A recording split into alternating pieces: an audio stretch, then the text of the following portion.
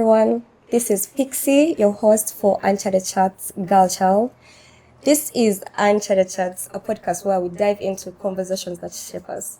Today in studio, I'm joined by the amazing Julie, Hi. founder of Rise and Reach charity organization. Welcome to Uncharted Chats. Thank you for having me, Pixie. Nice being here. I feel blessed. The drive here. It was okay. Nervous, of course, like I said, but it's normal. Okay, It's, that's I feel good. good though. I feel Yeah. great. Yeah. So who's Julie? Tell us a bit about yourself. Julie is a woman who feels everything so deeply. Yeah. A woman of faith and a woman who embraces being kind. I love being kind. Oh, that's nice. So, Julie, tell us about your charity organization. Tell us about Rise and Reach. Give us a little bit of background, for everyone watching, for our viewers. Rise and Reach is more of an organization that plans on touching lives of people. Not only people, but also like helping the sick, being there for the less privileged, extending grace, kindness to everyone. Yeah, basically. Okay. So, when we were talking earlier, you mentioned you are a woman of faith. Yeah. Tell us a bit about how God has shaped your journey in this charity, outreach. God has actually been the center of this all. Yes. I remember when we were starting Rise and Reach. The truth is, I was planning to do something so small just for my birthday. So I spoke to my friend King Rowan and I told him everything. And he was like, "Oh, Julie, you could make this something so big." I was like, "How? I don't even have the resources." Yeah. Like, you pray, you have faith, though. Have faith, everything will work out. So Yes. I told God about it. I was like, "God, I've always wanted to be kind. I've always wanted to extend grace Yes. in all ways possible. So I want you to be the center of this. I want you to lead it. If it's really what you want from me, then do it." And I promise you, he did his thing. That's good. That's good. So, if someone were to ask you to describe Rise and Reach in one sentence, what would you tell them? Rise and Reach is something that was created from pain.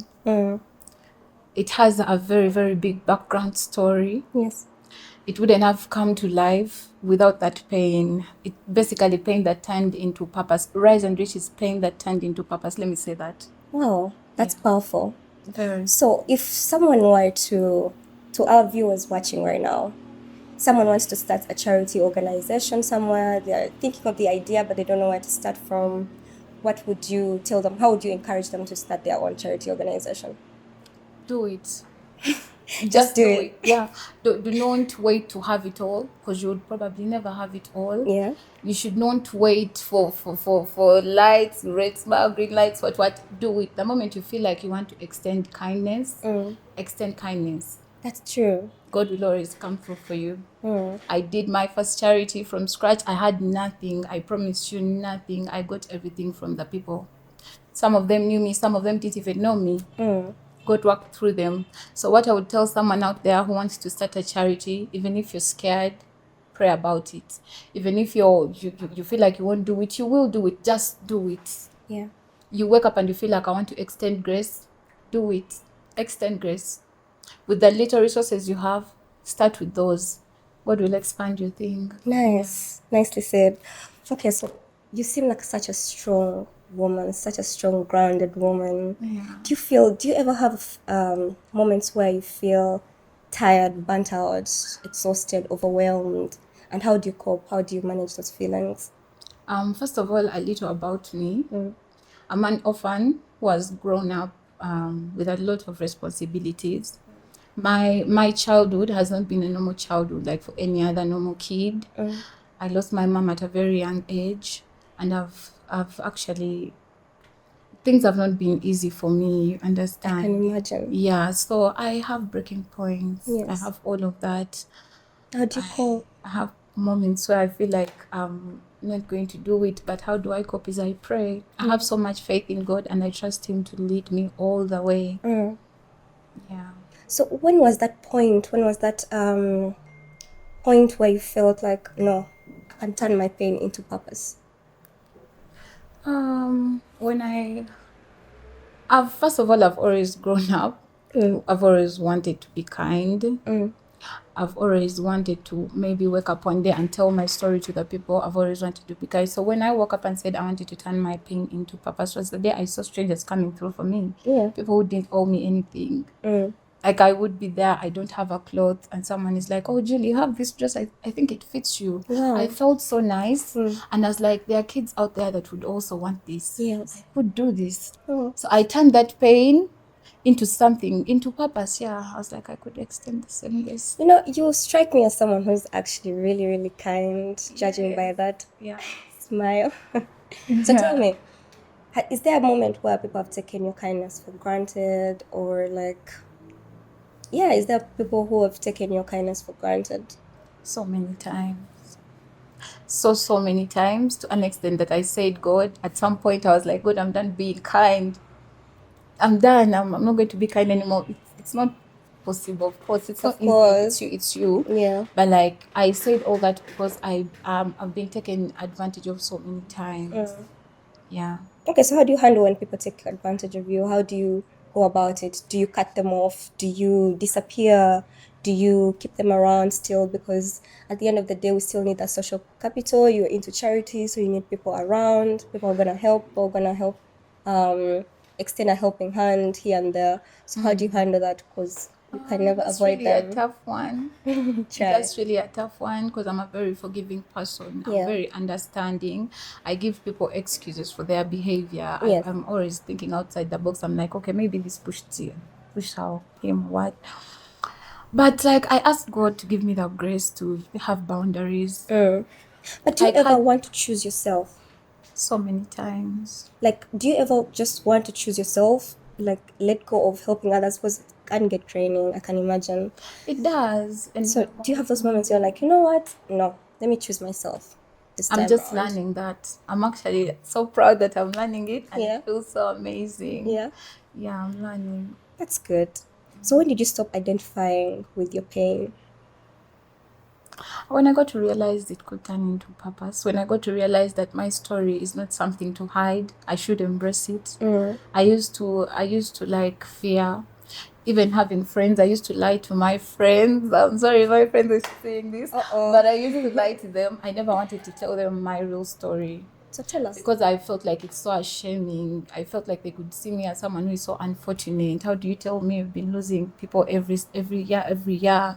You're burying people, and then like I used to feel bad, but God told me that, Julie, this is the reason why you're still here.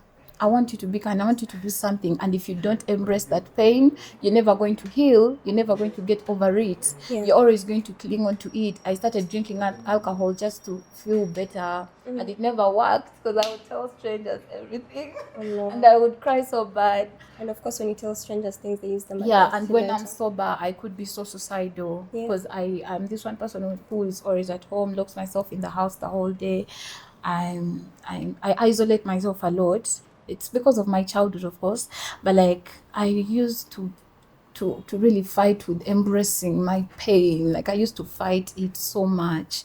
I used to beat up myself. I used to think it's my fault. It's like a punishment until I learned that no, it's not your fault. God actually loves me so much. He provides for me. I'm telling you, I have a lot of testimonies. Yes, so yeah. That's powerful, Julie. Yeah, I want to tell you here that I'm proud of you. And your journey. You've created something so good. Thank you. And God up there is proud of you as well. And if you're a young girl out there watching this episode with us, and you're struggling, and you're watching Julie and her journey, you've listened to her, she has fought through all that pain. So can you. Take it one step at a time. Yeah, one step at a time, Don't definitely. beat up yourself. So what's the hardest decision you've made as a founder of Rise and Rich? You can maybe dive into a story. Is there that one decision that it was so hard for you to make, but you just had to make it? Yeah. First of all, before even Rise and Reach, I've always been kind. And I've always had situations where I had to be like, no, this time around, this is not going to be it, right? So there's a scenario where I was in Mulago Hospital, and I'm going to come into that story again, but also it's It's connected. Yeah, it's connected kind of. Okay. Because I started with one patient. From zero, I was just touched. I'm like, he's in so much pain. If my people on Snapchat saw me, they saw that guy died, unfortunately. May his soul rest in peace. What happened? But I tried. He actually didn't have anyone to take care of him, no medicine, no what. He was just left there to die. I had to like get in the picture, be there for him. I was threatened by the hospital and all that. So when people saw me helping that person, they thought I'm very rich or something. They started bringing in patients. Oh, Julie, there is another one. There is another one. There's another one. Can you help this one too? This one too. I was like, guys, I can't do everything. You can't help the whole world. I had to choose myself because I had my grandfather as well on oxygen. We are crying, we are praying. But amidst all that, I chose to extend kindness. So there I was like, no. This time around, I've done enough. And then the second scenario was Rise and Reach itself. Yes. When I was doing the ginger charity, I started with expectations of putting in money. Actually, that like the most money was going to come from me, and my people could help where they can. I don't know if it's the devil's work that every time you try to extend kindness and plan bigger, you be so broke or something. I don't know, but that time I promise you guys, I did not have any money. I don't know why. Did you manage? But everything I planned did not go as planned. I got depressed. I started getting so scared. I remember my birthday was the saddest. The only thing that kept on lighting my candle was Rise and Reach. I was looking forward to that charity event so much that I didn't even see the back. At some point I didn't even have what to eat in the house, but I was still pushing for yeah, I was. And then my landlord comes in and says, if you don't pay 4 months at once, you're gone.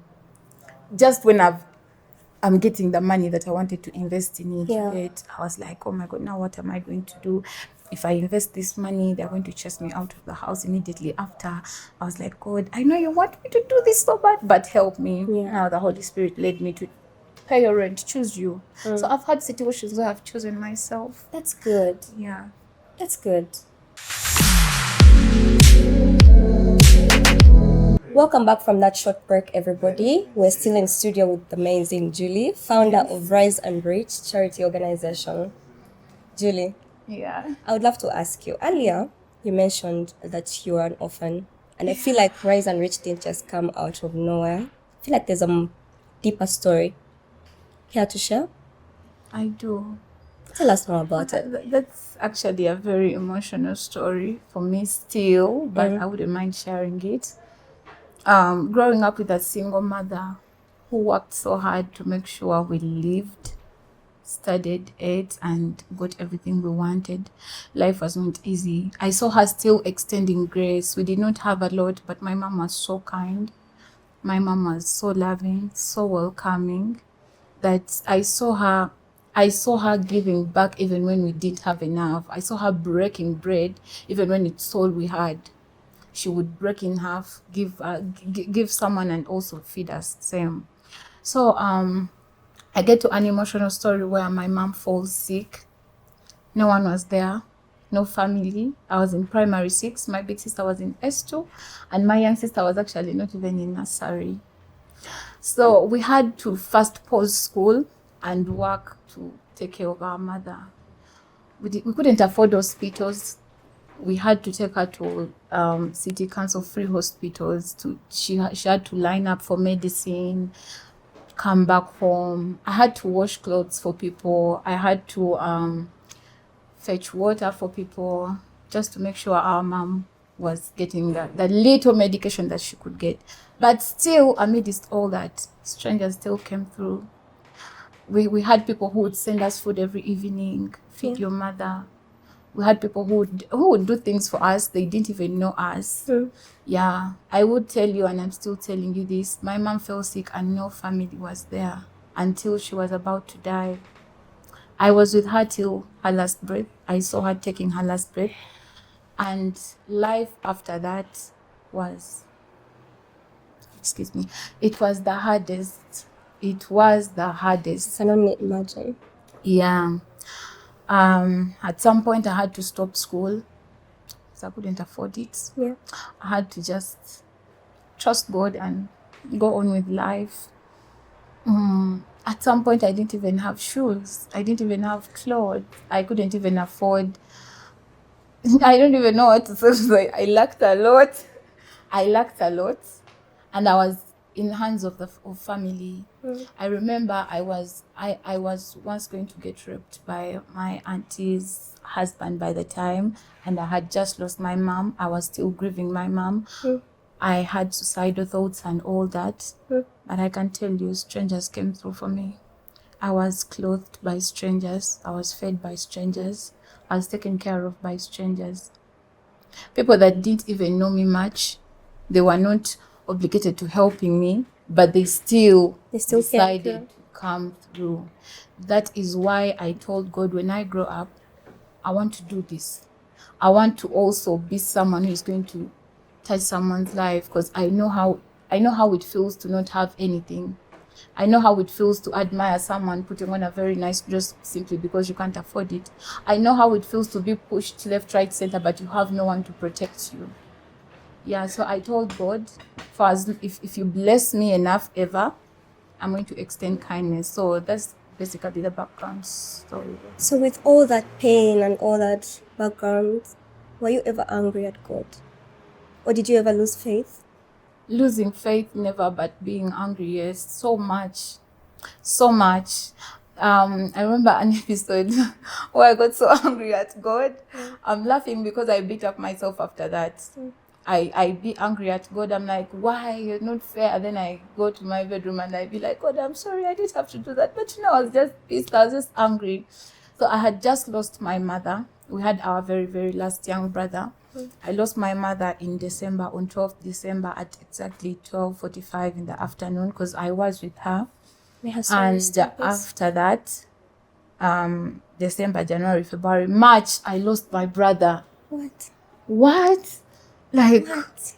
I was like, but God, why? He just died. Just like because he was so young. They told us he got ulcers, stuff like that. But I don't know. I don't know what happened there. Maybe our mom saw that we couldn't handle him very well, and she took him because he was so young. We couldn't have handled him. So sorry for your loss.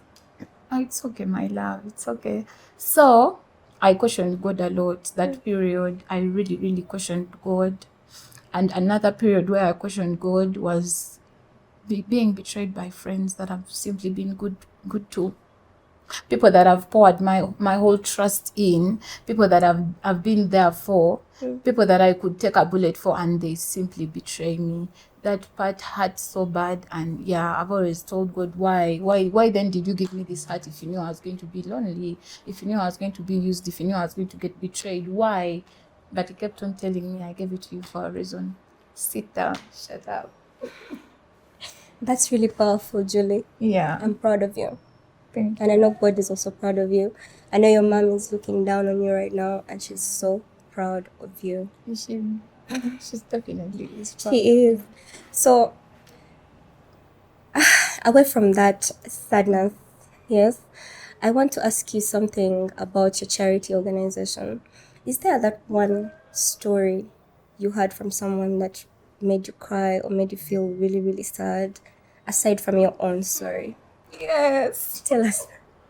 There are basically many stories, but this is the main one that actually made me cry in the whole hospital. People saw me putting hands on this man, and I was praying for him.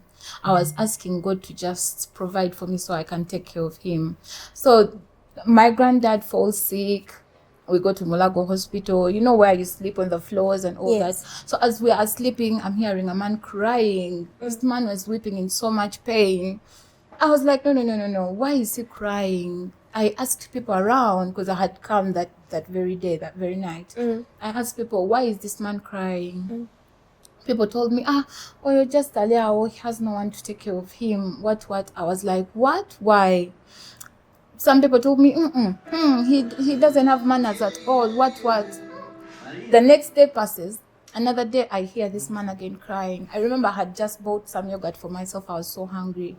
Something in my heart told me, Julie, you're hungry, but that guy could be more hungry. So I went to him.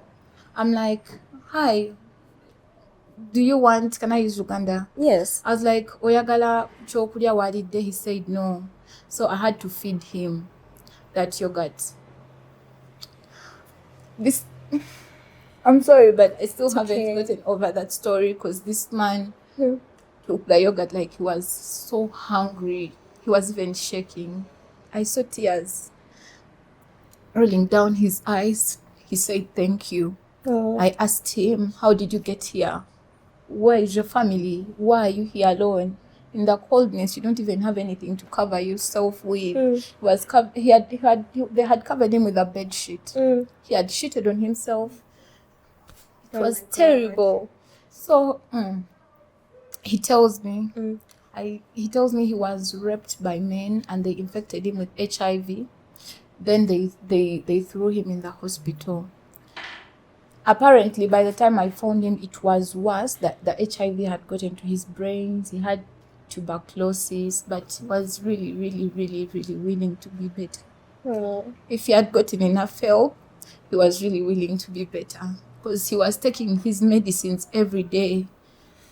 Besides it being on an empty stomach, because he didn't have any food at all. So I started coming through for him. I started giving him food. But what hurt me so much is he would stop me from feeding him because he had nowhere to go to the toilet. Oh my God. He would tell me, please don't give me food because I don't want to shit on myself. I got so touched. It's okay. I got so touched. And then his shoulder was broken from the social workers who cleaned them. Of course, they don't care about them as much. They treat them anyhow. So I was trying to extend him up to sit and feed him some fish soup. He like screamed in pain. I'm like, what? He said his shoulder is broken. I played to doctors to just help me with a single painkiller. No one helped. And they refused. They refused. No one helped me. Yalina kapiira ke baali bamuteekamu okufuka because a catheter. Okay. Yeah, because he couldn't walk. Ne waba atambula mpewo esomusuula. Was so skinny. Kati ekiro ngenda owulira akaaba. Okabira ki, what is it? Tells me njagala fuka, nemugamba olina kapiira, why don't you pee? He said, I'm in pain. When I called the doctors this time around, nabalemerako. Nemagamba is a human being like you guys. He's in pain, just come and help. Why are you making it so difficult? So they came, they checked him, and his whole manhood was swollen with pus because of that thing. The catheter was there for long. Oh my God, yes. Oh my God. He told me, this is why I was crying. Okay, that's the story that really touched me so much. My friends started coming through. I thank everyone who did. Michael, Karunji, they started coming through. They started sending me money. I bought him blankets, buckets, Pampers, so that if at least he would rather shit in the Pampers, but I have to feed him. The next morning, I found them gone. Found who gone? The blankets, the clothes, They're the taking the jumpers. things. Yeah. The hospital. I don't know who. But actually, I tried to look for his family. I contacted Shayla Price. Shayla Price posted him. But the hospital started telling me, if he dies, they would pin it on you. What? I'm like, when did being kind become a problem? When was that? Yeah. So I think when the hospital saw that they had started posting him, now they started being there treating him. But he couldn't survive. And then I also fell sick. I left the hospital for a short while. When I went back, I found him there. When he heard my voice, he cried and he told me, I'm going to die. Oh my gosh. Yeah, he told me, I'm going to die. I was like, no, you're not going to die. Do you want a watermelon? He couldn't even eat a watermelon. That's when I knew he's gone. And when I left, they told me he died. I didn't even find his family. He died in pain. He died so lonely. But at least I told him about God. And that was a better place because of people like you. Thank you so much for that. It's just so painful because I haven't even said it enough. This guy went through so much pain.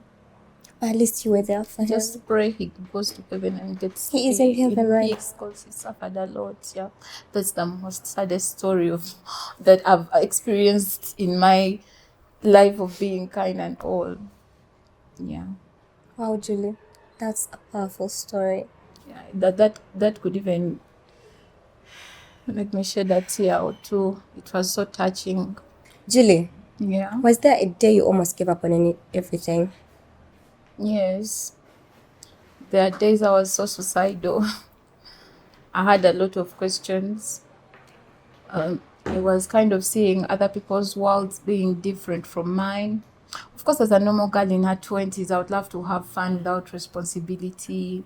I would love to live my life a bit reckless, but I've always been working on my toys, always knowing that every single decision I make, it's either for my good or bad. No one is there to correct me. So yes, those days have happened there. a lot, a lot. How do you come out of it? God. God Is the really center of at my the life. center of everything. Yes. Yeah. So I want to ask you something, Julie. If God hadn't intervened, where would you be right now? Dead. No, we shouldn't be laughing about that. Why'd you say you'd be dead? I'm kind of healed that now I just laugh at my trauma. I would be dead because I've been through a lot of pain. I'm one person who never received love. All I know is to give. But I've never been the receiver. So I would be dead right now if God wasn't there. Trust me, I would be dead, because that's why when it was about to be my 26th birthday, I told King Rowan, I was like, I really want to do something. I want to gather kids. I want to cook for them. I want to teach them about Jesus, dance with them, because I love kids. I'm like, this birthday means a lot to me. And if you ask me why it meant a lot to me that I will actually turn that into a big charity, it's because I never saw myself making it to 26. Really? Yeah, I thought I would be dead already. I thought the devil will have won. Well, the devil didn't win. Not at all. Not at all. Did the people who hurt you ever apologize? No. So if they were watching this segment right now, this interview, what would you want to say to them? I didn't deserve that. All I ever did was be good to you. Every single person that I've been good to and you've paid me bad, you didn't even realize your mistake. You instead victimized yourself. I want you to know that I'm still hurt. I just keep moving. But I didn't deserve that. That's all. Did you hear that? She didn't deserve that. Okay. My other question is, do you ever feel resentment helping others while you were healing, in the process of healing? Yeah. Extending that grace, extending that kindness. Did you ever feel resentment because you didn't receive the same? I do. You still do even now? Now I do, because I be scared. What if this person is going to betray me just like the other person did? What if, I slept in prison for 3 damn days. I lost a lot of money. I got chased out of the house. I didn't even know what I'm going to do next, and it was all because of being kind. So when I say I feel that, I really do. But it's fear. Yeah, but now I told God, instead of being kind to people, let me pour it into my charity. Let me help the sick in Mulago. Let me stay close to the less privileged kids out there. They will appreciate me more. So I no longer feel that, because God is helping me. That's good. Yeah. So if you're not here, let's say in a few years to come, God forbid, you're not here anymore, what would you want Rise and Reach to stand for? I would want it to stand for compassion without judgment, faith without fear. I want it to stand as proof that a broken heart can actually turn into something so beautiful. That's good. Yeah. Okay. So this has been Uncharted Chats. We've had Julie in studio with us. Thank you so much. You've been such an amazing guest. Thank you for having me. If something in this episode motivated you or you felt touched you in a certain way, please share. You never know. Start a conversation. Someone out there, your friend, people are carrying around heavy loads that we don't see, Share this video. You never know who it touches. Yeah, until next time. So Julie, our wonderful guest, we have a gift for you. I have a gift for you too, actually. Really? Yeah. Okay. So Julie, this is a jumper, yellow because you are sunshine, Oh, literally in that's so human sweet. form, That's with so our sweet. brand Uncharted Chats. Thank you. Hope you love it. I definitely love it. You're welcome. I actually also have a gift for you. Continue. I actually also have a gift for you. Yes. A shirt from Rise and Reach. Oh. We made these shirts, guys, Mm-hmm. and behind it has do good. Do not withhold good from those to whom it's due when it is in your power Wow. to act. And we also have one from the Quran. Oh. This has no religion. We are not discriminating religion. We are simply doing good for God. Whether you're Muslim, whether you're Christian, born again Christian, Catholic, come. Let's do good together. So this is your gift, my love. Thank you so much. I'm going to wear this everywhere I go. Before you close, Judy, last remarks from. You are going to Rise tell and them Reach. about the charity organization we have somewhere. Can you go and mention it? Yeah, me and my people are planning another charity event in April. We want to go to Molago Hospital. The story I told earlier, I got to know that there are a lot of patients that were like Godfrey, and there are a lot of patients who are like, I helped other patients too. A lot of people out there in Molago need our prayers, they need our help, and we want to go take for them some clothes, take for them some food, sugar, bread, pray with them. I'll pray with them. And yeah, if you're out there and you have anything, I promise anything, mostly beddings, because I got to realize patients that have no caretakers in Molago don't actually have it all. So if you're out there and you have some beddings, even if they are old but still in good shape, we appreciate them. Anything, even if it's money, we could make actually very good use of that, because we need pampers. A lot of these patients wear pampers and they don't have them. So if you're out there and you can provide anything, we appreciate it and God will bless you. Amen. So until next time, I'm Pixie, your host for the Girl Child segment. Stay bold, stay intentional, stay becoming. Still.